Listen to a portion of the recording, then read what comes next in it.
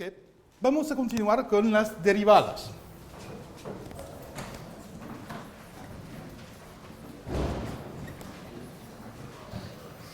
Derivadas.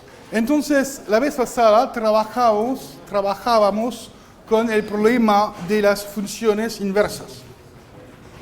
Y vamos a seguir con el sistema.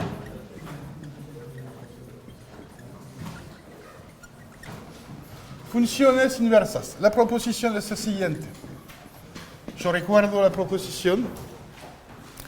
Ahora, sea f una función tal que tres cosas. Primera cosa, f es estrictamente creciente o decreciente en I. Segunda cosa,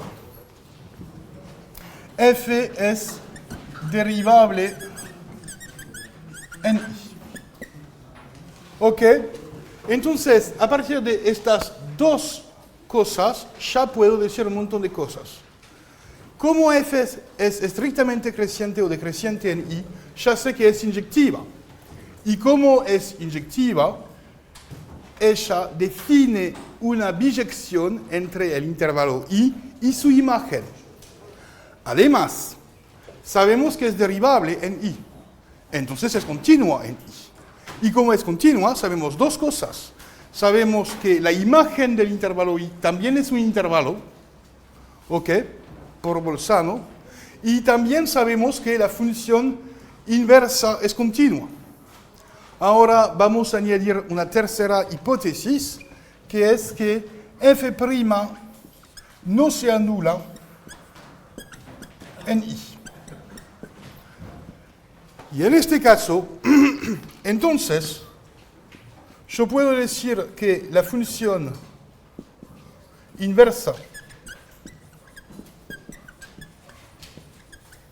f-1, que va de J a R, donde, yo voy a pasar acá, donde J es la imagen del intervalo I, esta función inversa es derivable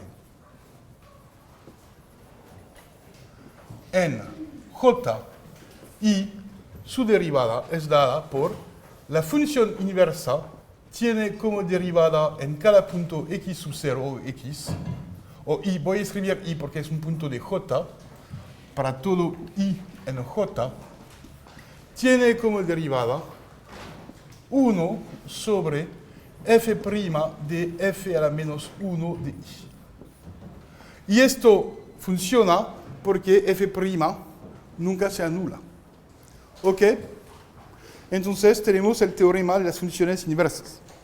Y ahora, entonces demostramos este teorema la vez pasada, también demostramos la regla de la cadena, y ahora vamos a ver un montón de ejemplos, porque esto nos va a permitir introducir un montón de nuevas funciones derivables. Entonces, el primer ejemplo es la función exponencial, que es una función inversa. Ejemplo 1. Ejemplo 1, vamos a tomar la función logaritmo. Entonces, f, yo voy a considerar la función f igual al logaritmo de x en R más, que es el intervalo 0 más infinito. Ya vimos que esa función está bien definida en 0 más infinito y que es una función estrictamente creciente. Ok, entonces, y también es continua y también es derivable. Cumple todas las propiedades del teorema. Entonces, primera observación es que ya vimos que log es estrictamente creciente en R+, y define una biyección entre R más y R, cuya función inversa se llama la función inversa del logaritmo, es la exponencial, cuya inversa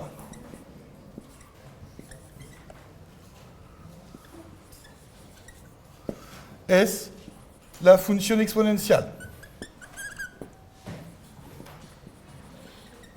Y yo recuerdo que la función exponencial, como log es una biyección entre R más y R, la función exponencial va al revés, es una biyección entre R y R más, cuya inversa es la función exponencial, que voy a escribir exp, que es una función que va de R en R más. ¿Ok? Además, ahora es lo que ya sabemos, y además sabemos que la función exponencial es continua, porque es la función inversa de una función continua estrictamente creciente. Ahora vamos a estudiar la derivada de la función de logaritmo. Además, se observa que la derivada del logaritmo, ya vimos que era igual a 1 sobre x, y esta cosa se anula o no se anula en 0 más infinito. De hecho, un universo no se puede anular. Entonces, esta cosa siempre es positiva, no se anula. ¿Ok? Ahora, se cumplen las tres hipótesis de la proposición. Tengo una función estrictamente creciente, es derivable y su derivada nunca se anula. Entonces, la función inversa también es derivable. Y vamos a calcular la derivada de la función exponencial. Entonces, la función exponencial, que es una función que es la inversa del logaritmo, ¿ok? Es la inversa del logaritmo. La función exponencial es derivable. Y yo puedo aplicar la cosa. La derivada en un punto x de la exponencial es la derivada de la función inversa del logaritmo. Y es 1 sobre ¿qué? 1 sobre la función derivada del logaritmo aplicada a la exponencial. Acá yo uso la fórmula acá. ¿Ok? Y ahora hay que hacer las cuentas para calcular lo que es. Ok, ¿cuál es la derivada del logaritmo? Es inversa, ¿ok? Es 1 sobre x. Entonces es 1 sobre exponencial de x. Doble inverso, entonces yo obtengo que esta exponencial. La derivada de la exponencial es la exponencial. Esto se sigue directamente del teorema de las funciones inversas. Ahora tenemos la derivada de la exponencial, ¿ok? Que se deduce de la derivada del logaritmo. Ese primer ejemplo es el ejemplo de base. Ahora podemos mirar muchas otras cosas a partir del logaritmo y voy a hacer una observación. La observación es la derivada de la potencia generalizada. Observación. Si yo me doy, dado un punto alfa en R cualquiera, se define la función potencia generalizada, f de x es x a la alfa, donde alfa ahora es número real, ya definimos como la exponencial de, ahora yo voy a usar la notación e. Acá, como yo hablaba de la función exponencial, yo usaba la notación exp, pero ahora como yo voy a usar los números exponenciales, voy a usar e a la x. Ya vimos que es una notación. Y es e a la alfa log de x. Ya definimos la potencia generalizada así. Pero cuidado, esto solo funciona cuando x es positivo. ¿Ok? Ahora se puede observar que gracias a la derivada del exponencial, yo puedo derivar la función f. ¿Por qué? La función f está compuesta de la exponencial por la multiplicación por una constante alfa de la función de logaritmo. ¿Ok? Entonces, está bien porque para derivar esa expresión, yo necesito usar la regla de la cadena y la regla de homogeneidad que dice que yo puedo sacar una constante multiplicativa afuera. ¿Ok? Entonces, tenemos lo siguiente. Voy a derivar x a la alfa. Regla de la cadena. Hay que derivar la función exponencial y ponerlo adentro. Entonces es exp prima de alfa logaritmo de x ¿por qué? Por la derivada de alfa logaritmo de x. ¿Ok? Pero x' es igual a exp. Entonces, esto es igual a exponencial de alfa logaritmo de x. Y la derivada, acá el alfa se puede salir. Es igual a qué? Es igual a alfa sobre x. ¿Ok? Yo puedo salir el factor alfa multiplicativo afuera y la derivada del logaritmo es 1 sobre x. ¿Ok? Y esto es exponencial de alfa logaritmo de x, entonces es x a la alfa por alfa sobre x, que yo voy a escribir como alfa por x a la alfa por 1 sobre x es x a la menos 1, y gracias a las propiedades de la exponencial, de la potencia generalizada que ya vimos, es lo mismo que alfa por x a la alfa menos 1, y acá aparece un milagro, es la misma fórmula que para las potencias enteras. No se cambia la fórmula. ¿Ok? Entonces ya habíamos visto las derivadas para las potencias enteras, y de hecho la misma fórmula funciona para las potencias no enteras.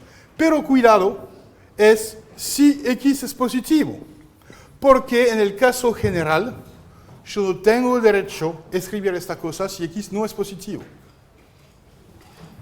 Salvo cuando alfa es entero, en este caso x puede ser no nulo. Ok, entonces tenemos un nuevo resultado, que es que la fórmula, la derivada de x a la n, su derivada es igual a n por x a la n menos 1, se generaliza al caso de una potencia que no es un entero. ¿Ok? Es una consecuencia de la derivada de la exponencial. Y se puede observar en particular que vamos a derivar, gracias a esto, se puede derivar la raíz cuadrada, la raíz enésima. ¿Ok? Corolario. Es la misma observación. Vamos a derivar la función raíz enésima. Entonces, para derivar la raíz enésima, tenemos dos estrategias. Primera estrategia es observar que la función raíz enésima es la inversa de la función x a la n. Y se puede usar el teorema de las funciones inversas. Pero también la raíz enésima es x a la 1 sobre n. Y podemos usar dicha fórmula. Y ejercicio verificar que ambos métodos dan la misma fórmula al final. Entonces es un buen ejercicio. Ahora tenemos dos métodos distintos para derivar la función raíz enésima. Entonces, observación, si ahora yo tomo f de x igual a raíz enésima de x, si yo quiero derivar, yo tengo dos métodos, diciendo que o bien es la función inversa de la función potencia, que ya sabemos derivar, ¿ok? O bien, y lo que voy a elegir acá es observar que ya vimos que es x a la 1 sobre n, pero solo cuando x es positivo. ¿Ok? Ya vimos esto. Y ahora yo puedo derivar, porque es un caso de alfa particular. Entonces, la derivada, y es así que yo memorizo, personalmente, es así que yo memorizo la fórmula de la raíz enésima. Porque yo tengo, me faltan casillas memoria, ya lo saben. Entonces, la única fórmula que ya sé es esta. y después la extiendo a todos los casos que son casos particulares. ¿Ok? Entonces, f' es que es 1 sobre n por x a la 1 sobre n menos 1. Y no hay nada más. Es el derivado de la raíz enésima. Y de hecho, esto se puede a veces simplificar. No sé si esto simplifica mucho, pero se puede observar que es x a la n menos 1 sobre n. Y después se puede también escribir, por ejemplo, es 1 sobre n, no sé, de la raíz enésima de x, el todo a la n menos 1, pero no es muy interesante esta fórmula. La única fórmula que hay que saber aplicar es esta, y de hecho es esta fórmula. ¿Ok? Vamos a ver el caso particular de la raíz cuadrada. Pero cuidado, todo esto solo funciona cuando x es no nulo, es positivo. Y caso particular, n igual a 2, que es el caso de la función de raíz cuadrada, tenemos que f de x es igual a la raíz cuadrada de x, que es x a la 1 medio, y su derivada es igual a 1 medio de x a la 1 medio menos 1. ¿Qué vale 1 medio menos 1? Es menos 1 medio. ¿Ok? 1 medio menos 1, menos 1 medio. ¿No? Sí. Era 1 sobre 2 menos 1. ¿Me equivoqué? Ah, a la derecha quizás sí. Sí, sí, gracias. 1 menos n. Y de hecho, si yo quiero poner n menos 1 acá, yo tengo que poner 1 sobre n por la raíz enésima de x y acá a la n menos 1. Esto es correcto. Es una fórmula más complicada, pero no es interesante, yo no la conozco. La fórmula que me interesa es esta, que esta fórmula que es un caso particular. No hay que sobrecargar la memoria, no sirve para nada. Acá es un caso particular de una fórmula bien conocida, y acá en el caso donde n es igual a 2, tenemos que la derivada de la raíz cuadrada es 1 medio de x a la menos 1 medio. El menos dice que hay que invertir y el 1 medio dice que hay una raíz cuadrada. Entonces es 1 sobre 2 raíz de x, que es la fórmula usual de la derivada de la raíz cuadrada. De vuelta, no hay que sobrecargar la memoria. Esta fórmula se puede descubrir cada vez. Por supuesto, no hay que equivocarse como ya lo hice acá. Entonces, el profesor puede hacerlo, pero los estudiantes hay que cuidar durante un parcial. Pero cuidado, esto solo se cumple para todo x positivo. ¿Y qué pasa en el punto cero? ¿Por qué la raíz cuadrada está definida en el punto cero? ¿Qué pasa? Tenemos una pendiente infinita. Hay que hacer el dibujo. El dibujo de la raíz cuadrada, yo no sé dónde yo voy a hacerlo. Acá, por ejemplo, acá es el dibujo de la raíz cuadrada. Es una media parábola. ¿Ok? Y acá pueden ver que hay una pendiente, hay una recta tangente que tiene pendiente infinita. Entonces, la derivada no está definida acá. ¿Ok? Una pregunta. ¿Sí? X tiene que ser mayor o estricto que 0 porque vos definiste la exponencial como la inversa del logaritmo. Y el logaritmo está definido de 0 a... Exactamente. Pero también vimos, es una buena observación porque vimos que en el caso donde n es impar, la raíz enésima está definida en todo R. En este caso se puede demostrar que es derivable en todo R, salvo en 0. Y esa misma fórmula. No cambia la fórmula. Acá son problemas pequeños porque tenemos problemas en 0, en el punto 0.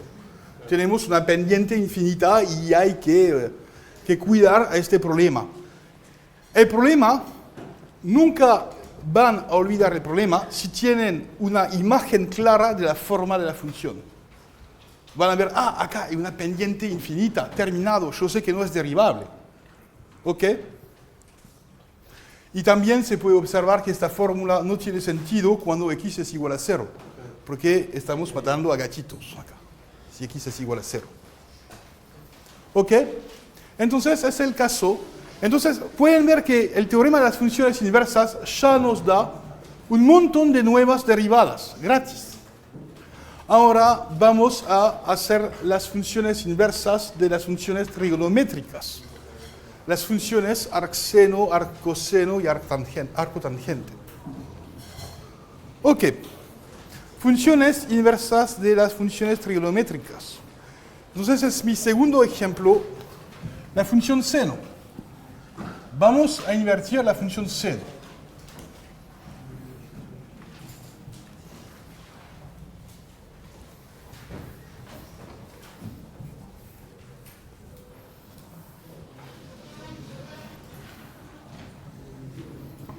Ejemplo 2. Sea f de x igual al seno de x. Ok, ¿cuál es el problema con el seno? ¿Es una función creciente, decreciente en general? No, es oscilante. Entonces tenemos que cortar. Solo tenemos que considerar un trozo de la función seno. Entonces hay que elegir un trozo donde es o bien creciente o bien decreciente. Ahora yo voy a llamar a su sentido de la estética. Porque hay que tomar una convención, hay que cortar el seno. Ok, el seno tiene dicha curva.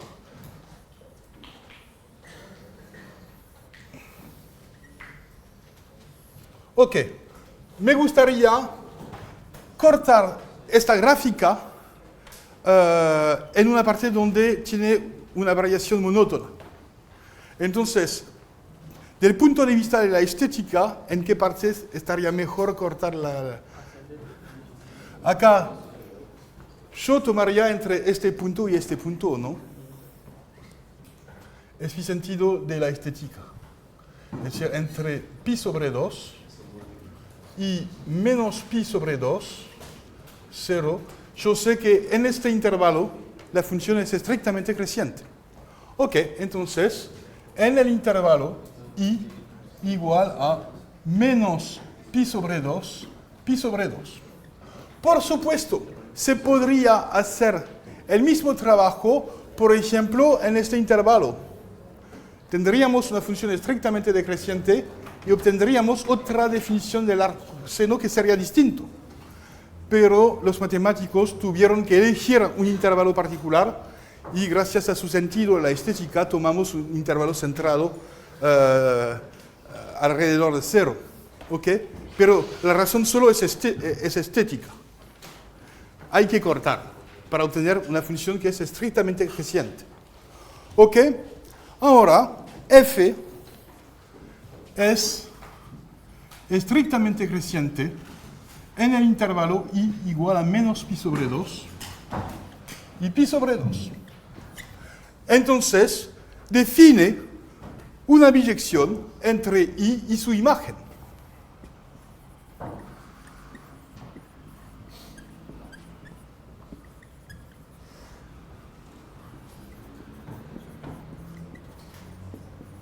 Entre i y su imagen por la función seno, es f de i, es igual. Aquí, ¿cuál es la imagen de este intervalo? Entre estos dos puntos. ¿Cuáles son los valores? ¿En qué intervalo vive el seno? Menos 1, 1. Y cada valor se alcanza acá una vez cada valor. ¿Ok? Porque es una función biyectiva ahora. Ok, entonces ahora tenemos una biyección entre menos pi sobre 2 y el intervalo menos 1, 1. Ok, entonces tenemos una función inversa que se llama el arcseno por definición. Entonces, sea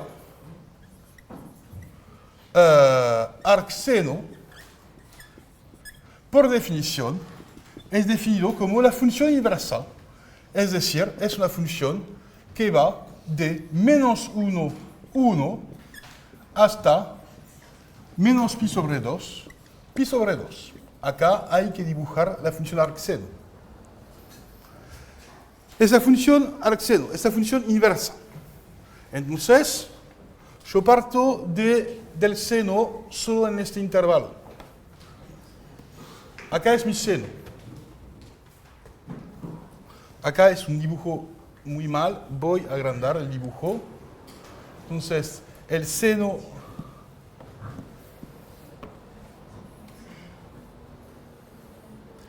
va entre 1 menos 1, acá 1,5 menos 1,5, porque ya sabemos que 1,5 es lo mismo que pi sobre 2 con picos.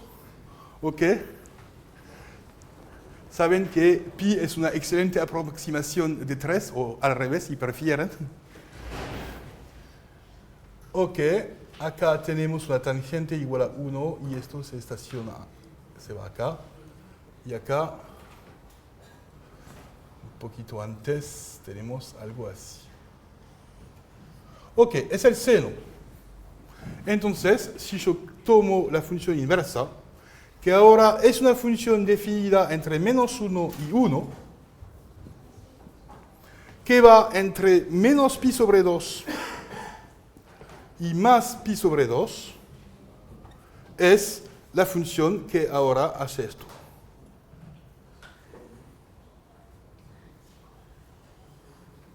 Algo así. Esto es el arcseno y está muy mal dibujado. ¿Ok? Hay que tomar la función simétrica respecto a la diagonal, como siempre. Ok, ¿qué se puede decir sobre la derivada de seno? ¿Es nula? ¿Se anula en el intervalo o no? Sí, ¿en qué puntos?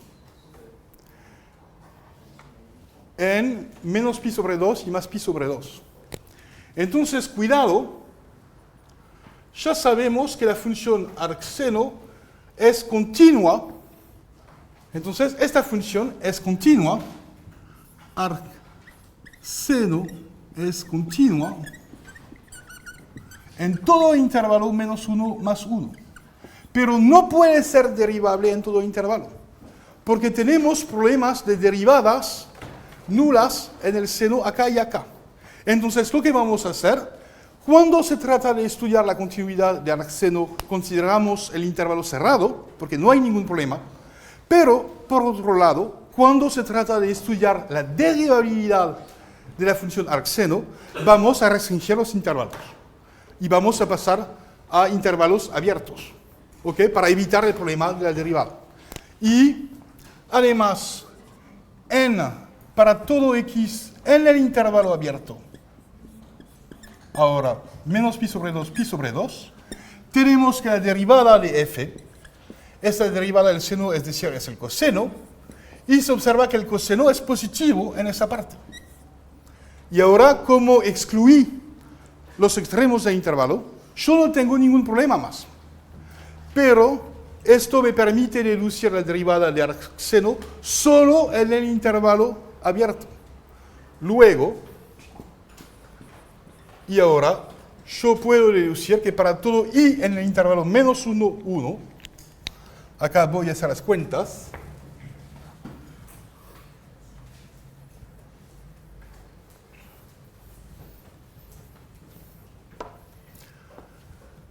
Vamos a hacer las cuentas, vamos a calcular la derivada de la función inversa de arcseno, la función inversa de seno, es decir, la función arcseno. Luego, para todo x en el intervalo menos 1, 1 y ahora es abierto, ¿ok? Ya vimos que para estudiar la derivada tuvimos que excluir estos dos puntos. Entonces, en la función inversa hay que excluir estos dos puntos. ¿Ok? Y ahora se puede usar la fórmula de inversión. Y obtenemos que la derivada de arcseno es igual a 1 sobre la derivada de seno aplicada a arcseno.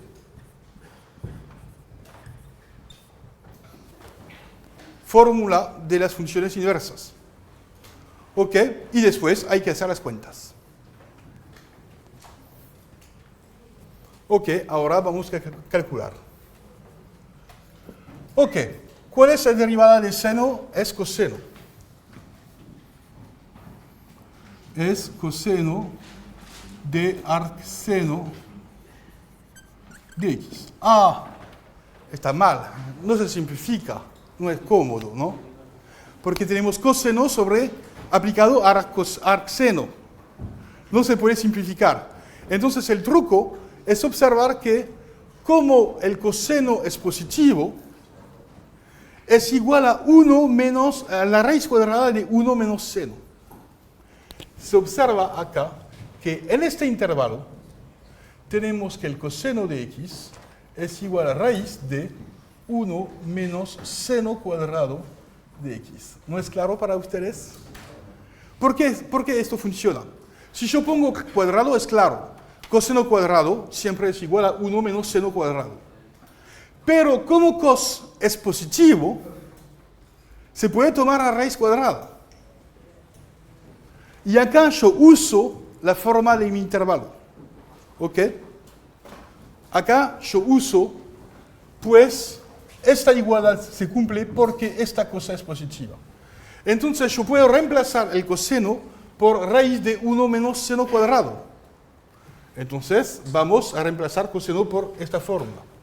Es decir, es 1 sobre raíz cuadrada de 1 menos sen cuadrado aplicado al arcseno.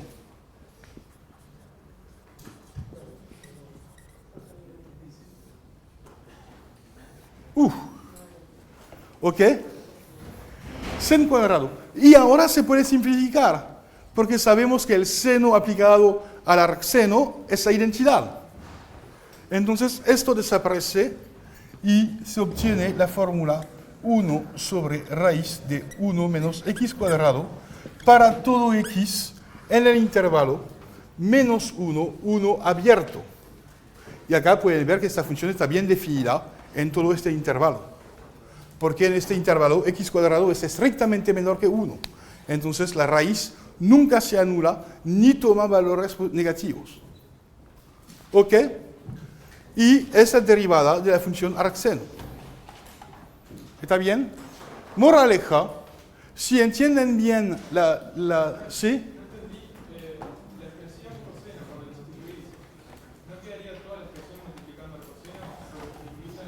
Acá es una aplicación. Lo que yo hago es aplicar la función coseno a esta función. Es una compuesta. Entonces yo tengo que componer esta función. Es una compuesta de funciones. ¿Ok? ¿Está claro?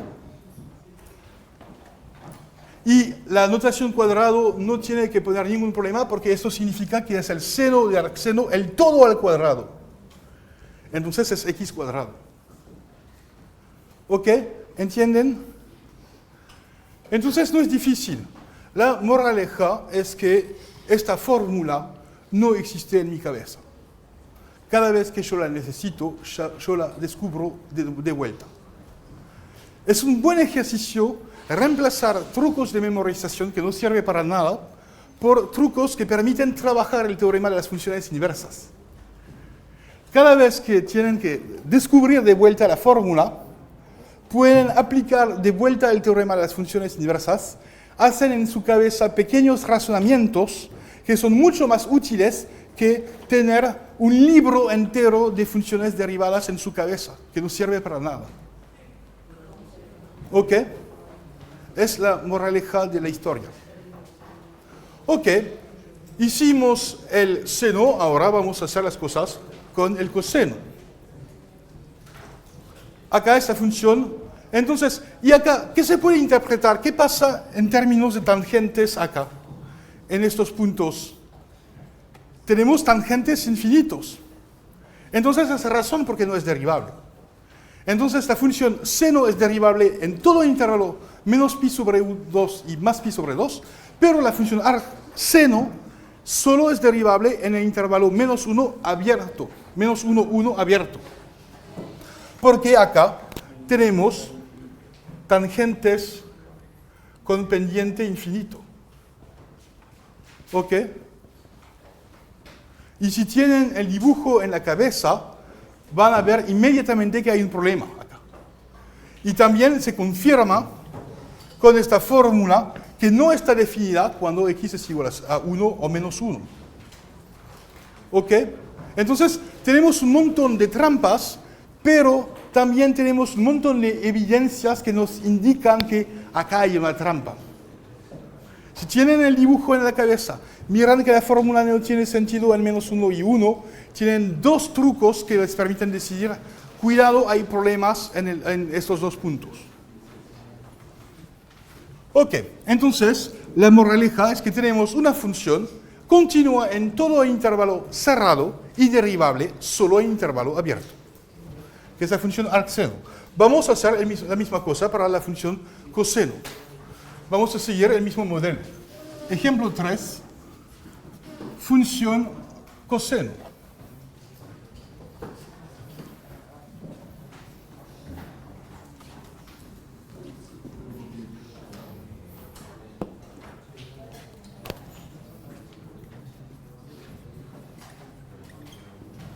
F de x igual a coseno. Mismo problema.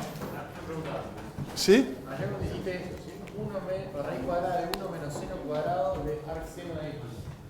¿Por qué eso te quedó x cuadrado? Acá hay que entender lo que es el seno cuadrado. Es el cuadrado de la función seno. Pero esa función seno aplicada al coseno.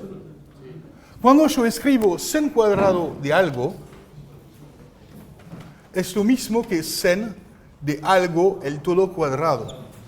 Entonces, esto es una escritura para el seno del coseno, el todo al cuadrado. Entonces, se simplifica el x adentro. Yo sé que esta notación hace confusiones posibles. Cuando yo era estudiante, yo tenía problemas con la notación. Hay que acostumbrarse a esta notación rara. Hay que entender, cada vez que usan símbolos, hay que entender lo que significa. ¿Ok? Coseno. Coseno, tenemos otro problema para el coseno, porque la función coseno acá es una función que se anula acá, acá, y tenemos dos tangentes acá, acá y acá. Acá tenemos 0, acá se anula el pi sobre 2 y acá vale menos 1 en pi. Ok, y acá yo puedo continuar, vale menos 1 en menos pi. Esa función coseno y se continúa de modo periódico. Ok, ahora yo tengo mismo modo, misma cosa. Esta función no es monótona, es una función oscilante. Entonces, tenemos que identificar un trozo donde es monótono. ¿Y acá qué trozo vamos a tomar? Entre 0 y pi. De hecho, hay dos trozos naturales, que serían... Acá tenemos un problema de falta de simetría. Entonces, mi sentido... me duele el sentido de la estética en este ejemplo. Y esa razón por qué los matemáticos prefieren la función arcseno a la función arccoseno, porque hay un problema de estética. No hay problemas matemáticos, pero hay problemas de estética. Es que tenemos que elegir o bien el intervalo 0 pi, o bien el intervalo menos pi 0. ¿Ok? Y vamos a elegir 0 pi. ¿Ok? Entonces yo voy a restringir la función y ahora desaparece toda esta parte. Y solo me queda la función coseno acá, que va 1 en 0 y que vale menos 1 en pi. Y es un dibujo muy mal. Ok, esa función coseno, vamos a invertirla. Ok, misma cosa, ahora, entonces, en el intervalo i igual a 0 pi. Misma cosa, es una función estrictamente creciente, continua, entonces define una biyección entre 0 pi y estrictamente decreciente. Cuidado. Entonces, f es estrictamente decreciente. en I igual a 0pi y define una biyección entre I y su imagen f de I, que es la imagen es menos 1, 1, esto no cambia, cuya función inversa es por definición la función arccoseno.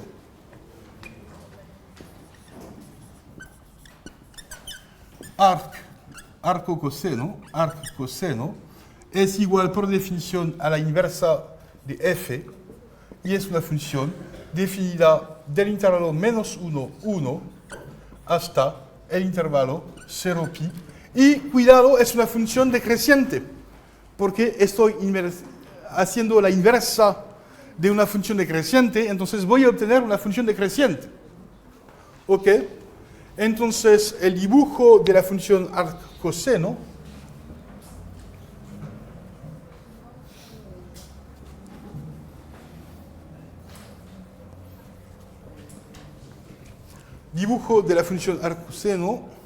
es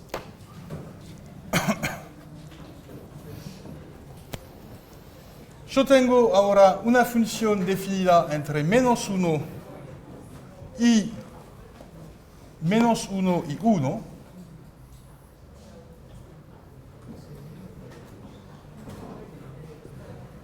y una función que va entre 0 y pi. Y parte de este punto, acá obtenemos este punto y obtenemos algo así.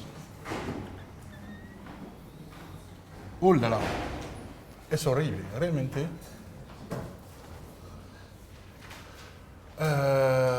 Es esto. Algo así. Y acá tenemos una tangente vertical. Y acá, misma cosa. Acá, pendiente menos 1. Y esto está muy mal. Realmente tienen que ir sobre Wikipedia para ver las buenas gráficas que identifican el arccoseno. Es el arccoseno. Y acá tenemos una pendiente vertical. ¿Ok? Entonces pueden ver que es una función disimétrica. Está muy cercana a la función arcseno. La arcseno, si yo la dibujaría, ¿sí? ¿Sí? De esa pregunta que hiciste ahí, eso no sería en todo caso todo en relación a arccoseno de la derivada para menos 1. No, es la derivada de arcseno. Ah, lo que quieres hacer es la misma cosa allá, no entiendo. Pero terminamos con este ejemplo, ¿no? Tenemos que volver cada vez en el ejemplo. Es donde dice arccoseno a lo menos 1. Coseno. Ah, es coseno de arcseno. Arriba, me equivoqué. Arcseno. ¿Ok? Sí, pero ¿la derivada o la menos 1? Ah, disculpa. Esa es derivada. Gracias. Ok. No, disculpe. Tengo dificultades hoy. Ok, ¿está bien? Gracias, me equivoqué. Entonces, es el ejercicio. Yo pongo un montón, intencionalmente yo pongo un montón de errores así para verificar que siguen la clase. Es un truco de pedagogía. Porque ya saben que el profesor nunca se equivoca.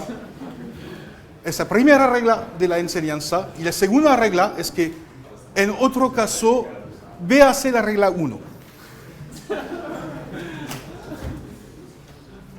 El profesor siempre tiene razón. Es la definición de la razón. ¿Ok? Pero gracias, tenías razón. Y ahora yo tengo razón también. Antes, cuando me lo dijiste, no tenías razón. Pero como cambié de opinión, ahora tienes razón.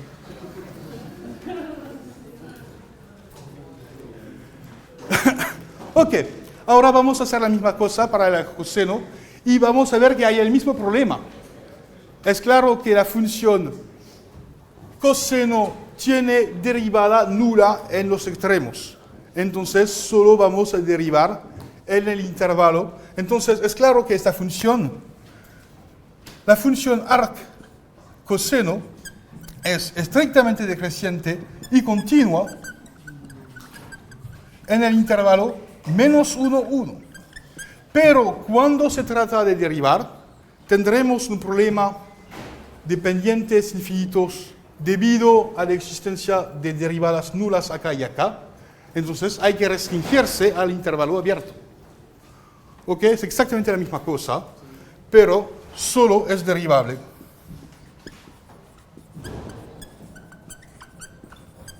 En el intervalo -1, 1 abierto. Y vamos a hacer la misma fórmula. Ahora arc coseno prima, y ahora es la buena notación, yo espero, y sigue el mismo modelo, es decir, es 1 sobre coseno prima de arc coseno de x. Coseno prima es menos seno, entonces es menos 1 sobre seno de arc coseno de x.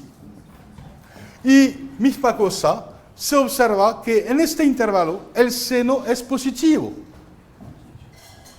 Entonces, en este intervalo, yo puedo usar la fórmula que dice que el seno de x es positivo, entonces es igual a raíz cuadrada de 1 menos cos cuadrado de x. Y acá hay que verificar que en este intervalo, el seno que está acá es positivo. Entonces, yo tengo el derecho a escribir esta cosa. ¿Ok? Entonces, voy a usar el truco. Cuidado, hay un menos que apareció debido a la derivada del coseno. Ok, entonces tenemos menos 1 sobre, el seno es 1 menos cos cuadrado de arc coseno de x. Y misma cosa, esto se simplifica en menos 1 sobre raíz de 1 menos x cuadrado. ¿Y qué se observa? Es la derivada opuesta de la función anterior. ¿Qué se puede deducir? Que si yo sumo seno, arc seno y arc coseno, yo obtengo una función cuya derivada es nula. Que se puede deducir sobre la suma de arc coseno y de seno, es una función constante. Y es pi sobre 2. Y eso sigue del desplazamiento entre seno y coseno. Entonces, si yo dibujo la función arc seno, yo obtengo esta función. Y pueden ver que si yo añado esta función en puntitos y esta función, yo obtengo siempre pi sobre 2. Pero ya se sigue de la fórmula que dice que seno de pi sobre 2 más alfa es igual a coseno y no sé. ¿Ok? Entonces no es una fórmula nueva. Ok, entonces tenemos el arc coseno, que es derivable. La cosa interesante es que las funciones trigonométricas inversas tienen derivadas que no hablan de trigonometría. ¿Pueden observarlo? Arc coseno y arc seno tienen una derivada que no habla de trigonometría. Y esto va a servir mucho para calcular dichas funciones en la práctica.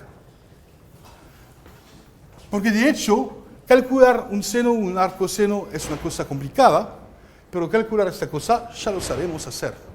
Entonces, será un ingrediente en el teorema de Taylor, por ejemplo. El teorema de Taylor es la cosa principal que nos permite calcular un montón de funciones gracias a sus derivadas. Ok, y vamos a hacer el último ejemplo, que es arco tangente.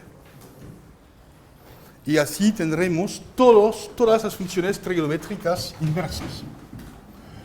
Último ejemplo, ejemplo 4, la función arco tangente.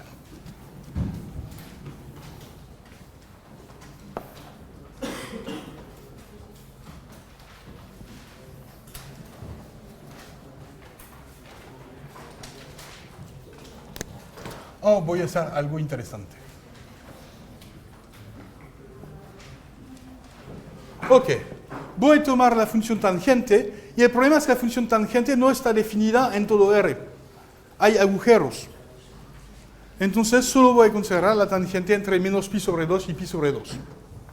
Entonces f de x igual a la función tangente en el intervalo abierto menos pi sobre 2 y pi sobre 2.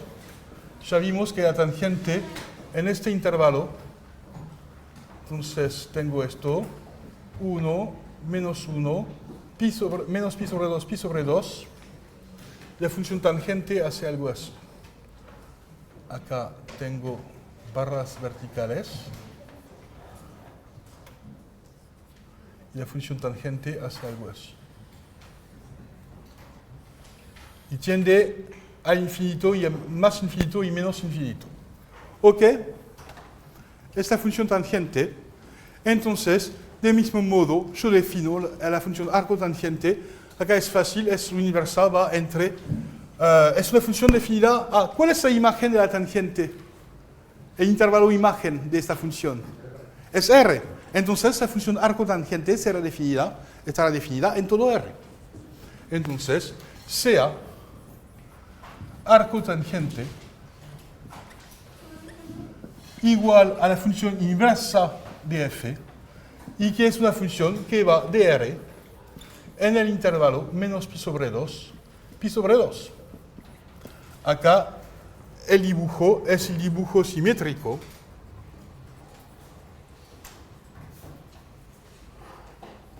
Acá yo tengo menos pi sobre 2, acá pi sobre 2, y acá yo tengo una función que hace esto.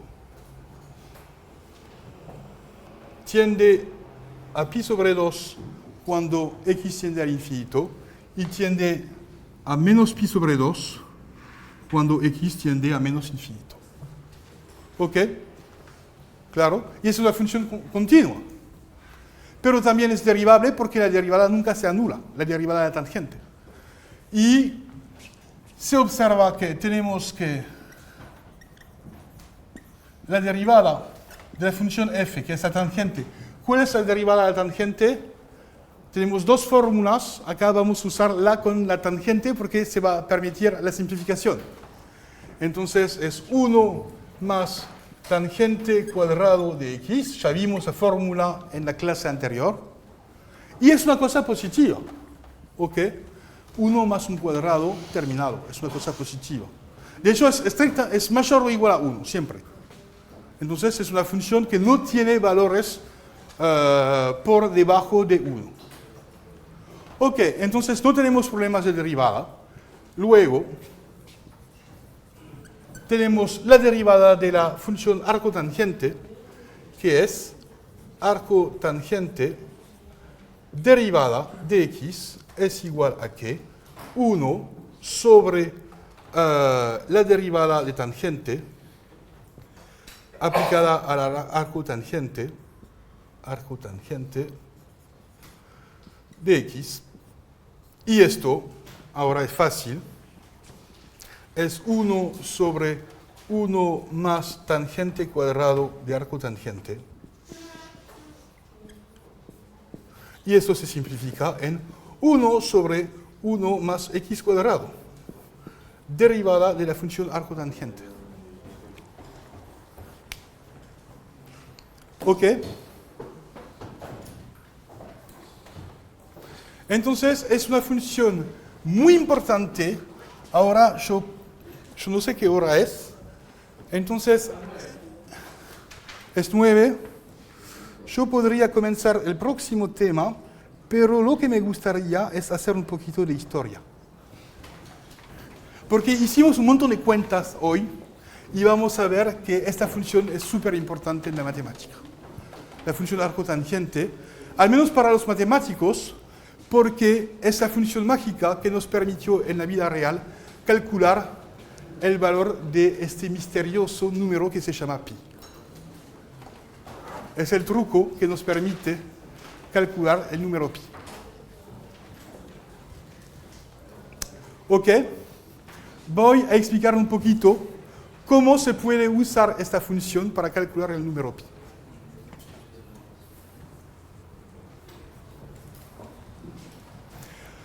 Voy a observar una primera cosa. Entonces, la función arcotangente es una función, yo creo que es, de todas las funciones trigonométricas inversas, para mí es la más importante. Acá hay que decir algo. Cuando se trabaja con coseno, seno y tangente, las dos funciones importantes son coseno y seno.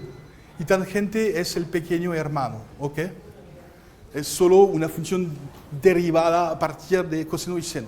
Pero cuando se trabaja con las funciones inversas, mi experiencia me muestra que la función más importante es arcotangente.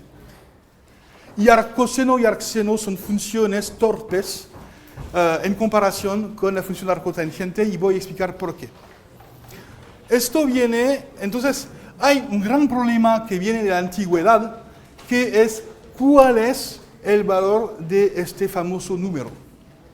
Ok, ya di que hoy, cuando yo hago los dibujos en el pizarrón, para mí yo uso la aproximación pi igual a 3, que es una aproximación no tan mala.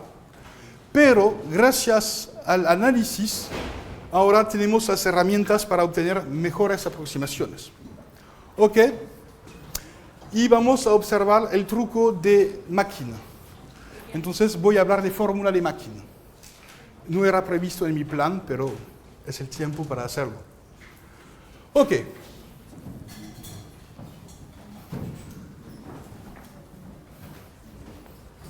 Porque esta función es súper importante.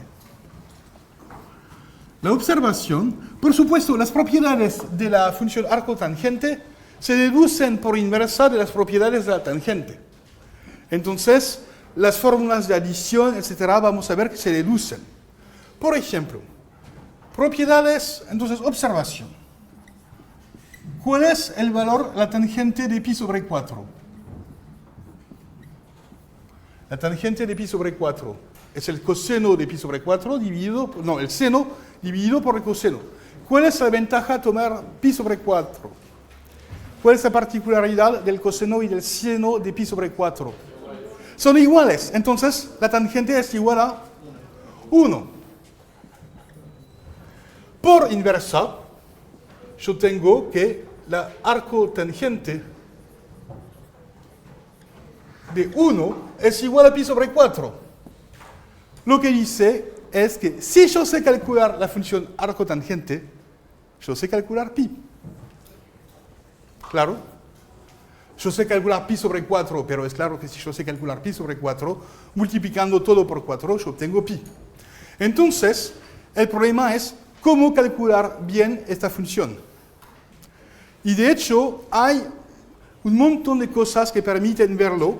Entonces, en el parcial, yo creo que era en el primer parcial del año anterior, el segundo parcial de la edición 2016, pueden mirar la prueba, hay una letra donde el ejercicio consiste en mostrar cómo se puede calcular el arcotangente de un número.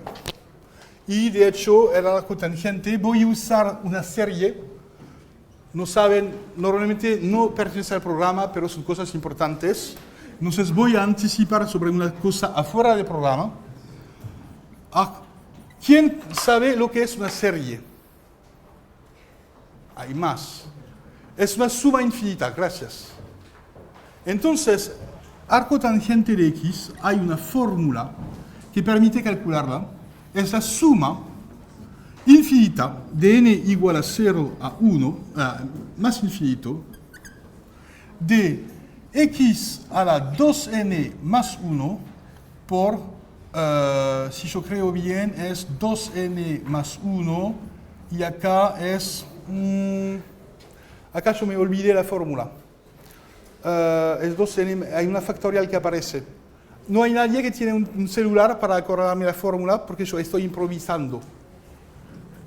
El desarrollo de Taylor de la función arco tangente. Yo me lo olvidé. Ya saben que yo no tengo memoria. Es una serie que tiene esta forma. Una pregunta. ¿Por qué no haces la función inversa, no planteas que la tangente, la función inversa de arco tangente y usás la fórmula, la pones en 1 y después lo dividís todo entre 4? Y ahí ya tenés pi. Sí, el problema es cómo calcular ese número. ¿Cómo calcular este número? Es el problema. ¿Cómo calcularlo? En la práctica. ¿Ok? Yo creo que es esto. No, x a la 2n más 1. ¿Cuál es el desarrollo de la...? Cada vez yo me olvido las cosas.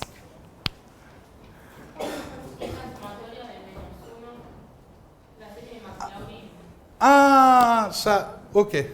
Hay un menos 1 que aparece, me había olvidado. Menos 1 a la n sobre 2n más 1, ¿no? Sí. Y por x a la 2n más 1. Ok, gracias. Esto es la buena fórmula, estoy seguro. Ok, entonces, ¿por qué es una fórmula interesante? Y esta fórmula se cumple para todo x. En el intervalo, no se cumple en todo el intervalo menos pi sobre 2, no se cumple en todo R, pero se cumple en el intervalo menos 1, 1. Y esta fórmula, entonces en particular, se cumple para 1. Esto ya nos da una fórmula para calcular pi.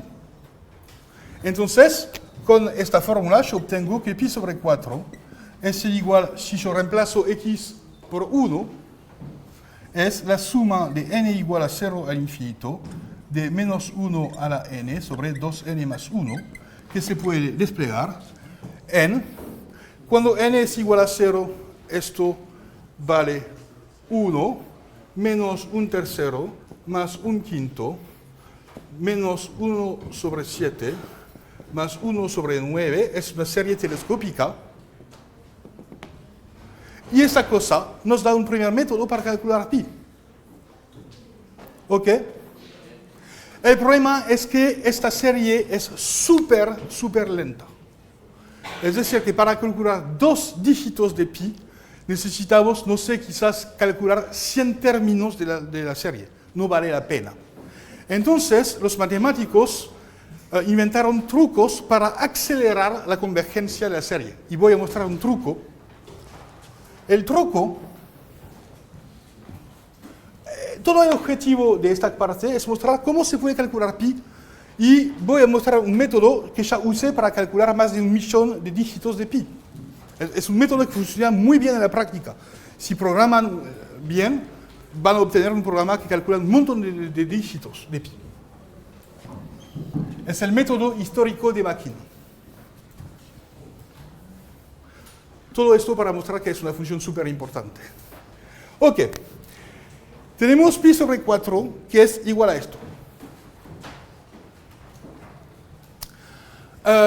Pero está mal porque tiene una convergencia mala. Pero también ya vimos, recordatorio, ya vimos que hay una fórmula de suma de tangentes. Ya vimos que tangente de alfa más beta es igual a tangente de alfa más tangente de beta sobre 1 menos tangente de alfa tangente de beta. Ya vimos esta fórmula, ¿ok? Que se deduce de las fórmulas de adición y del coseno y del seno. Ok, el truco es que cuando tenemos una fórmula así, se puede transformar en una fórmula similar para arco tangente. Porque si esto yo lo llamo x, esto yo lo llamo y, esto es x por y, yo obtengo que el arco tangente de x más arco tangente de y es igual al arco tangente de x más y sobre 1 menos xi. Ejercicio, no es difícil mostrar que esta fórmula se deduce de esta fórmula, pasando a la función inversa. Ya vimos que cuando tenemos el logaritmo que transforma sumas, productos en sumas, la exponencial transforma sumas en productos. Y acá es un truco similar. Pueden ver que tienen la misma estructura. Acá es x, acá es y. Entonces, la idea es que yo escribo esto, yo digo que es x y 1 menos x, yo aplico arco tangente, yo obtengo arco tangente de alfa más beta, acá es alfa y acá es beta. Terminado. ¿Pueden ver? Ok, ¿cuál es el interés de esta fórmula? Que fue descubierta hace un rato en el siglo XVII. El interés es que esto nos va a permitir simplificar el arco tangente de 1 por números que convergen más rápido.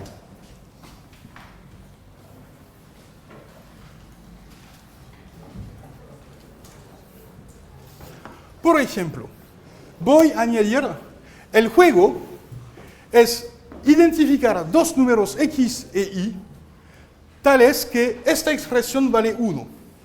¿Ok? ¿Conocen dos números x tales que esta expresión vale 1? Por ejemplo, hay un medio y un tercero. Porque yo puedo observar que arco tangente de un medio más arco tangente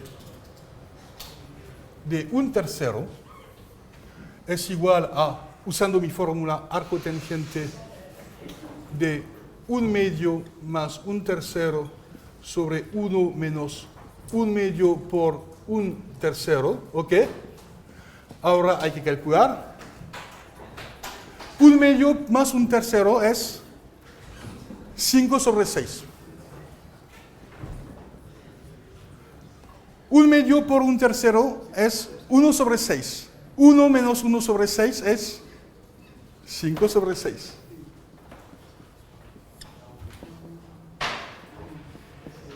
Porque es arco tangente de 1.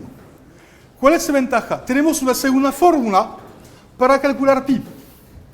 Pero esta fórmula es mucho más interesante porque como esos números son más pequeños, la serie acá converge mucho más rápidamente. ¿Ok? Entonces, usando las series, obtenemos así nueva fórmula.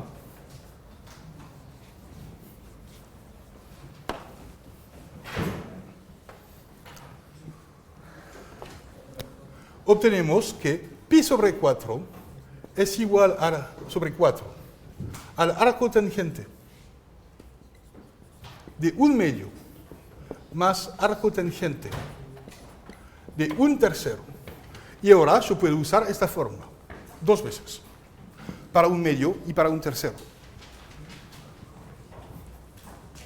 Es igual a la suma de n igual a 0 a infinito, de menos 1 a la n, sobre 2n más 1, y el medio se va a volver en 2 a la n, y acá pueden ver que esta serie va a converger rápidamente, porque tiene un denominador muy grande. ¿Pueden ver esto? El denominador es muy grande, entonces se va a converger rápidamente. Y acá,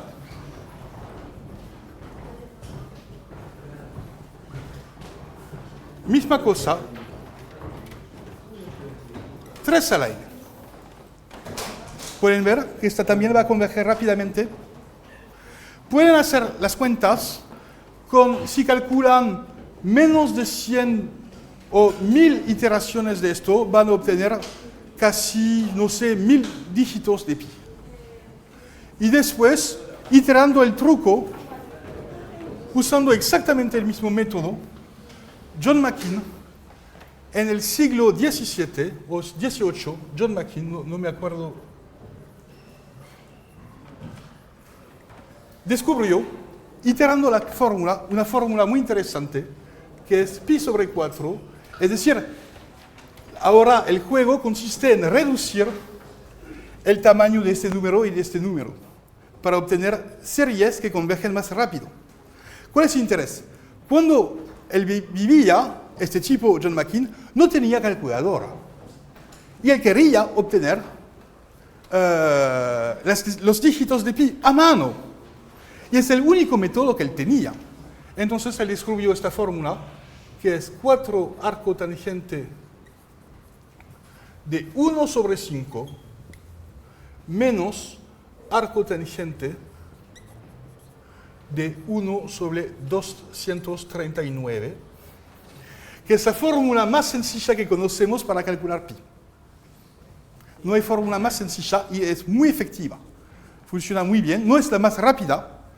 Ahora, esto dice que hay que usar esta fórmula. Entonces, si yo quiero usar la fórmula, yo reemplazo 4, 1 sobre 5, menos 1 sobre 239. Acá hay que poner un 4, acá hay que poner 5 a la n. Pueden ver que esto va a converger rápidamente. Esto hay un menos acá. 239 a la n, eso va a converger súper rápidamente. Y gracias a esto, a mano, sin calculadora, sin computadora, él consiguió calcular 616 dígitos de pi, a mano. Sin embargo, él se equivocó en sus cuentas y él tuvo un error en el dígito 100 y algo, pero este tipo, gracias a este truco, es el primer ser humano que consiguió obtener los 100 primeros dígitos de pi completamente a mano, gracias a estas fórmulas. ¿Cuánto le llevó a hacerlo? ¿Cómo? ¿Cuánto tiempo le llevó? No sé. Yo creo un montón de años para hacerlo. Y quizás que él tenía estudiantes, porque como era un profesor, ¿saben? Hay una cosa práctica cuando son profesores, tienen estudiantes. Y un estudiante no se dice, pero es un poquito como un esclavo. Y entonces él dividía el trabajo de cuentas entre sus estudiantes y, ok, vos te vas a hacer este término hasta término, este término hasta este término, y al final él tenía el éxito solo. Y yo pienso que él hizo así, porque para un ser humano único es imposible. Entonces, por supuesto, era profesor de universidad y él tenía que dividir el trabajo en sus estudiantes. Pero es muy impresionante ver que gracias a una función tan sencilla, al final se pueden obtener un montón de dígitos del número pi. Y ahora, cuando saben cómo se calculan pi, es el método más accesible para ustedes. Si quieren hacerlo, si hay informáticos que quieren hacerlo, pueden usar esta fórmula, funciona muy bien. Personalmente ya usé esta fórmula para calcular hasta, yo creo, 10 millones de dígitos, no a mano, con una computadora, pero funciona súper bien. Y en particular esta fórmula hay otras cosas que decir, que es fácil controlar el error. Entonces, gracias a esta fórmula, es fácil decir, este dígito es correcto y esto no es. Ok. Entonces, pero faltan un montón de minutos. No voy a terminar acá.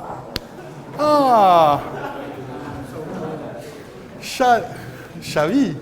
Ok, esto... ¿Sí?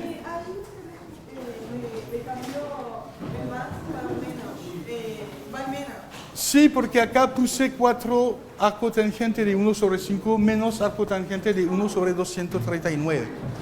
Esta fórmula se obtiene iterando 5 veces el mismo truco con los buenos números. Entonces, yo pienso que John McKean pasó un montón de su vida para hallar la buena fórmula, que era a la vez sencilla y efectiva, porque acá la cosa importante es que el 1 sobre 5 es un número pequeño y 1 sobre 239 muy pequeño. Entonces, esto hace las cuentas de las series muy eficientes. Entonces, es una fórmula histórica y hay que saber que es el primer tipo que logró calcular los primeros 100 dígitos de pi a mano. Y es la técnica que él usó. Y esto, para mí, muestra uno de los intereses de la función arcotangente. Y todo esto, lo que yo quería decir, es que todos los razonamientos que permiten partir de esto a esto y al final a esto vamos a demostrarlo con desarrollo de Taylor, y todo es accesible para un estudiante de cálculo 1.